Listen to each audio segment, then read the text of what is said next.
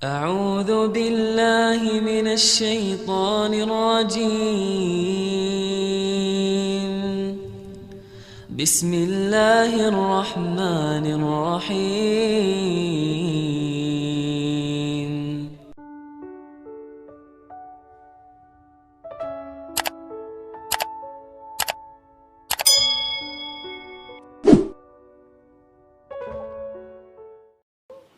Jadi teman-teman yang dirahmati Allah, kalau kita punya masalah, kita coba bangun awareness, oh Allah pengen membersihkan dosa-dosa saya nih. Terus kita berdoa, ya Allah bantu saya, ya Allah tolonglah saya, istighfar. Saya kadang-kadang ngerasa nih, kalau ada dosa, ada kesalahan, ada kekeliruan yang saya lakukan misalnya gitu, kalau saya nggak kuat istighfarnya, bentar lagi akan diuji sama Allah. Ujiannya macam-macam, alhamdulillahnya ujiannya masih ketahan. Pasti diuji sama Allah. Kalau istighfarnya nggak kuat, taubatnya tuh nggak kuat, langsung diuji sama Allah. Dan saya langsung sadar, oh benar berarti yang tadi ini lagi dihapus sama Allah nih. Perkencang lagi, perkuat lagi istighfar. Kenapa? Karena kalau istighfar kita kuat, berarti kan dosa kita dihapus dengan istighfar ya. Otomatis ujian kita durasinya berkurang. Makin kuat istighfar, makin berkurang. Kalau istighfarnya udah mantap, udah selesai, Allah cabut tuh ujian kita. Diganti dengan kebaikan. Jadi teman-teman, kita coba sadari, oh kalau Allah menguji saya, memang saya banyak dosa. Sebelum kita mencari kambing hitam, nyalahin orang lain, sebelum kita marah kepada orang lain, kadang wajar kita marah kepada orang lain gara-gara ucapannya, komennya, teks dari dia, wajar. Tapi sebelum itu, marah dulu kepada diri kita atas dosa dan kesalahan kita yang baru saja kita lakukan. Atau yang dulu kita lakuin dan belum benar-benar kita tinggalkan. Kalau kita ngerasa banyak dosa di masa lalu sebelum kita taubat, hijrah, berarti mungkin itulah alasan kenapa sekarang kita diuji setelah hijrah. Kenapa agak-agak harus jungkir balik setelah kita hijrah. Kenapa harus sedikit berdarah-darah setelah kita hijrah. Anggap aja itu untuk mengkifarat, membersihkan dosa-dosa kita yang telah lalu. Supaya apa? Supaya kalau kita pulang kepada Allah, kita pulang dalam keadaan bersih. Dan itu pasti akan menjadi orang yang paling beruntung. Daripada nanti diberesin di akhirat, mending diberesin di dunia kan. Soalnya kalau diberesin di akhirat itu lebih berat. Akhirat itu perlakuannya beda dengan di dunia. Di dunia kalau kita salah akan dibalas oleh Allah. Kalau kita belum taubat, dibalas oleh Allah sama. Tapi di akhirat ukurannya beda. Sehingga heran ya, kalau ada orang yang merasa beruntung lolos dari hukuman dunia, dia pikir dia udah lolos dari hukuman Allah. Mending dia beresin deh di dunia daripada nanti di akhir berlarut-larut. Itu bahaya banget. Kalau buat saya pribadi dan saya yakin teman-teman juga kayak gitu, gak mau ada masalah di akhirat, mending masalah di dunia aja. Tapi masalah di dunia juga kita gak mau berlarut-larut, pengen cepat dimudahin sama Allah. Caranya istighfar. Tidaklah Allah memberikan kepada kita ujian kecuali salah satu alasannya pengen menghapuskan dosa. Idza kathurat dzunubul 'abdi walam yakun lahu min amalin liyukaffiraha fabtalahu Allahu bil hazan liyukaffiraha. Kalau seorang hamba banyak dosa dan dia nggak cukup amal untuk mengkifarat dosa-dosanya, Allah akan menguji dia dengan rasa sedih, dengan rasa kecewa, dengan rasa berat, sakit hati untuk mengkifarat dosa-dosanya. Itu yang kita bangun, sehingga kalau ada masalah sama orang lain, kita memperbaiki diri dulu. Bukan sibuk dengan kesalahan dia terus menerus yang gak mau kita maafin. Misalnya ada teman kita nih, jadi clash sama kita. Hal pertama yang kita bangun, astagfirullahaladzim saya banyak dosa nih. Tapi kan yang salah dia, ya tapi mungkin dia gak akan mengatakan kalimat itu, gak akan bersikap kayak gitu kalau kita gak punya dosa. Allah sengaja mengutus dia untuk menguji kita lewat kata-katanya, lewat perilakunya, karena kita punya dosa. Jadi penyebab pertama diuji itu bukan teman kita yang salah, itu penyebab kedua. Memang dia salah dan itu harus kita akui, realistis lah. Dia salah, dia nggak pas, dia nggak bijak, dia apa. Oke, tapi yang mentakdirkan dia salah kepada kita, Allah Subhanahu Wa Taala. Kenapa Allah takdirkan gitu? Karena kita masih punya banyak dosa. Allah kirim kita ujian, bisa manusia, bisa alam, bisa dalam diri kita sendiri. Itu semuanya adalah cara Allah untuk menguji kita dan membersihkan dosa-dosa kita. Ini yang kita bangun pertama. Yang kedua, Kata Nabi di dalam hadis Bukhari, "May yuridillahu bihi khairan." Yang terkenal kan yufaqihu fiddin, itu yang terkenal. Ternyata ada dua modelnya. Ada may yuridillahu bihi khairan yufaqihu fiddin. Siapa yang Allah pengen kasih dia kebaikan kebaikan, Allah akan buat dia mengerti halal dan haram. Itu berarti Allah sayang sama dia. Ini satu model hadis. Ada model yang kedua, mirip redaksinya. May yuridillahu bihi khairan yusib min. Hadis Bukhari. Siapa yang Allah pengen ngasih dia kebaikan, Allah uji. Hah? Kok gitu caranya? Ternyata kayak gitu rahasianya. May yuridillahu bihi khairan, may yuridillahu bihi khairan. Siapa yang Allah pengen ngasih dia kebaikan, Allah kasih dia musibah atau ujian. Kenapa bisa seperti itu, Ustaz? Fa inna ma'al usri yusra, inna ma'al usri yusra. Seolah-olah Allah bilang di dalam ayat itu, kalau kalian mau dapat kemudahan, biasanya lewatnya kesusahan dulu. Kalau kalian pengen dapat keberuntungan, biasanya dapatnya kerugian dulu. Tapi keberuntungan dan kerugiannya pasti nggak sebanding. Keberuntungannya jauh lebih besar daripada kerugiannya. Kerugian itu kayak modal doang, DP. Jadi kalau kita mau dapat kejutan dari Allah, Allah kasih kita DP. DP-nya apa? Ujian. DP-nya musibah. DP-nya rasa nggak nyaman. Itu DP tuh. DP terhadap apa? DP dari Allah terhadap hadiah-hadiah besar yang Allah pengen ngasih ke kita setelahnya. Cuman banyak orang yang menolak DP ini. Sama kayak kita misalnya. Kalau kita mau ngasih dia hadiah, kita kasih dia kayak kejutan dulu. Dia lagi ulang tahun nih, disiram air dulu. Setelah itu dikasih hadiah-hadiah yang mahal. Rela gak disiram air demi hadiah? Rela, udah siramin lagi aja. Kalau setelahnya ada hadiah. Yang kita gak rela, kalau setelah disiram, disuruh bersih-bersih sendiri dan gak dikasih apa-apa. Kan gak rela tuh. Berarti ini bab iman. Yakin gak kalau Allah tetap ngasih hadiah? Kan sabar dan iman itu ternyata tahu aman, kembar.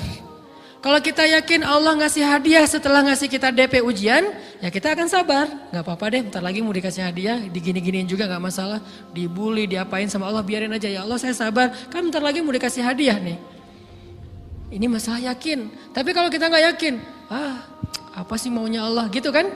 Begitu kalimat ini keluar, maka yang muncul setelahnya adalah mengeluh, berputus asa, dan gak akan sabar menghadapi ujian. Ujian, kata Nabi, may yuridillahu bihi khairan. Siapa yang Allah pengen kasih hadiah, siapa yang Allah pengen kasih kejutan, siapa yang Allah pengen kasih pertolongan, siapa yang Allah pengen kasih kebaikan, yusib min. Allah akan uji dia dulu. Ini sunnatullah. Sehingga kalau kita lagi diuji, yang kita lihat jangan ujiannya, apa setelah itu. Gimana ngelihatnya Ustaz gak kelihatan? Dengan mata hati. Istafti qalbak, tanya kepada hatimu, kelihatan enggak? Dengan mata hati. Gimana ngelihat dengan mata hati? Dengan iman, saya percaya Allah pasti ngasih kebaikan setelah ini. Orang Allah sendiri yang ngomong, enggak ada satu huruf pun di Al-Quran yang salah. Apalagi satu ayat, apalagi dua ayat. Fa inna ma'al usri yusra, ditegesin lagi. Inna ma'al usri yusra. Tapi usr dulu, baru yusr.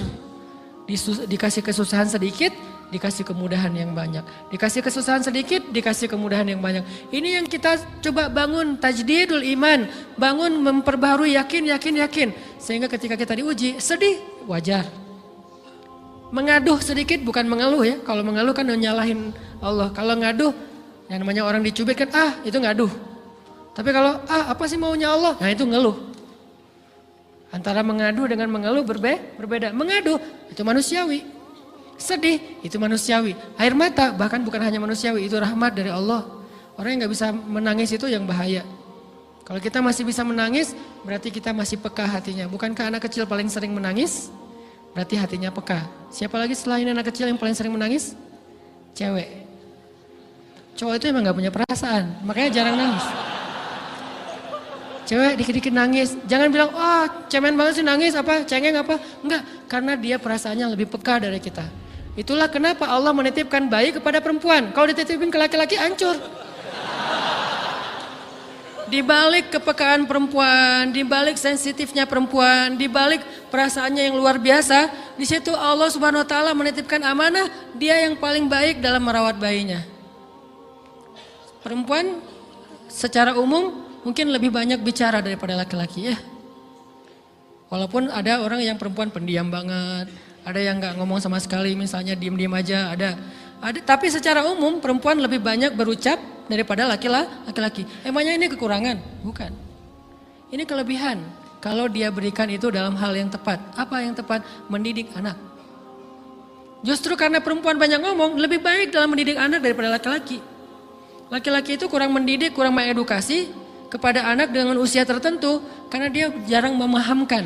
Salah hanya marah, salah hanya ditegur. Kalau ibunya jelasin nah gini sebelum tidur ibunya yang ceritain banyak cerita. Saya sendiri ngalamin sering mana seorang ayah sama ibu interaksi sama anak dalam bentuk verbal.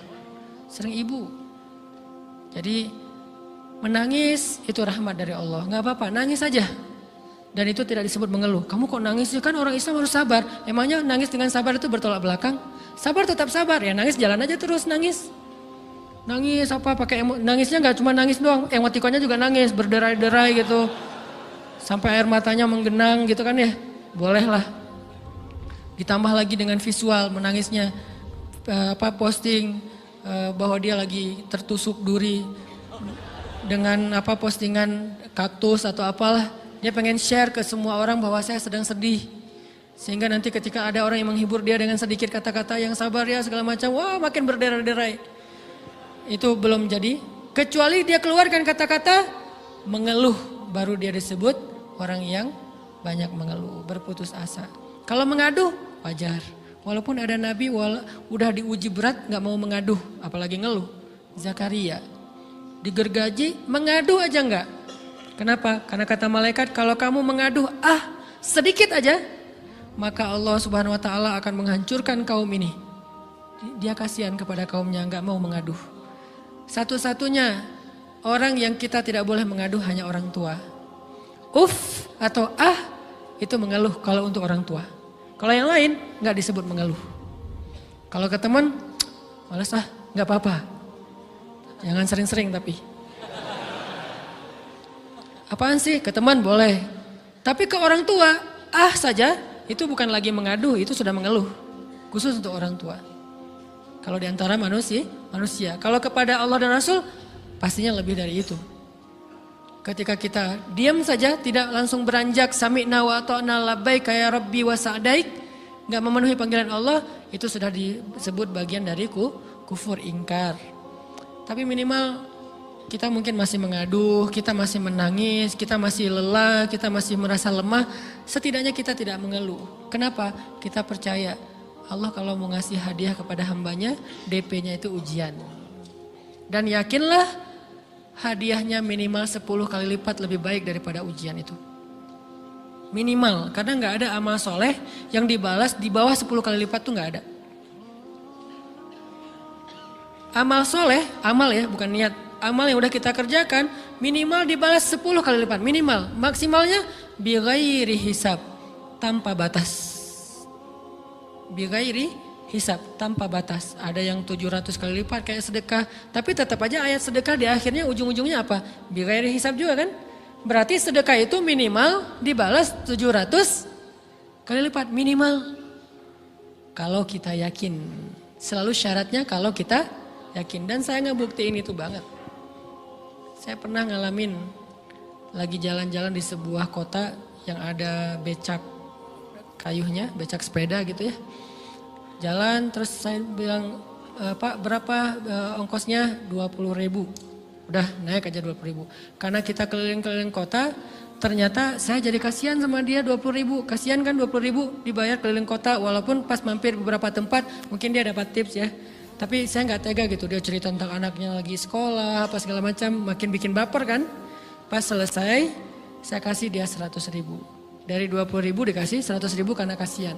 Dan saya yakin nggak mungkin sedekah itu sia-sia. Kan Nabi bersumpah kan, demi zat yang jiwaku di dalam genggamannya tidak berkurang harta karena sedekah. Demi Allah kata Nabi, nggak berkurang harta karena sedekah. Berkurang harta karena belanja? Ya. Berkurang harta karena pacaran? Banget. Modal banget kan? Apalagi buat cowok. Tapi berkurang harta karena sedekah? Nggak mungkin kata Nabi. Demi Allah nggak berkurang harta karena sedekah. Berkurang harta karena istri? Nggak.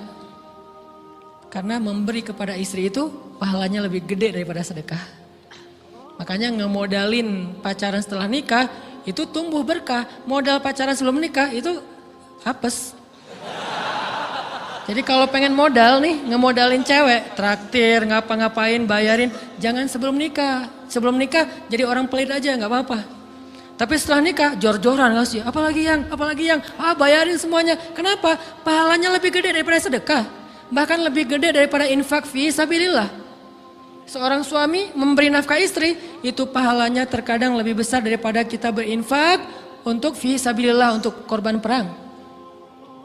Saya heran kalau ada orang sedekahnya rajin tapi ke istrinya kikir, aneh, berarti dia nggak ngerti konsep. Padahal memberi kepada istri itu sebenarnya nggak pernah sih. 100 ribu deh, karena kan kecil, saya kasih 100 ribu. Ternyata begitu saya kasih 100 ribu, dia doa. Nah ini nih, pentingnya sedekah ke orang yang membutuhkan tapi nggak minta-minta, dia tulus. Dia langsung doa, ya Allah Pak mudah-mudahan rezekinya lancar, berkah, bertambah dan segala macam, bahagia keluarganya. Doa-doa ini semuanya dikabulkan dalam hitungan hari. Pertama, bertambah bahagia rumah tangganya, dapat kecupan dari istri. Dia nganggap suami saya cowok banget sih. Mulai satu nih. 2, demi Allah selang 15 jam kalau nggak salah, karena waktu itu malam, besok paginya ada orang yang ngejar-ngejar saya pengen ngasih hadiah. Ustadz, saya pengen ketemu Ustadz. Maaf saya nggak bisa ketemu sekarang, lagi rush, lagi tight schedule gitu-gitulah, sok-sok gaya nggak jelas gitu ya. Terus Ustadz saya pengen banget ketemu, dia nggak ngomong pengen ketemu apa. Kalau dia bilang mau ngasih duit kan langsung saya prioritaskan kan ya.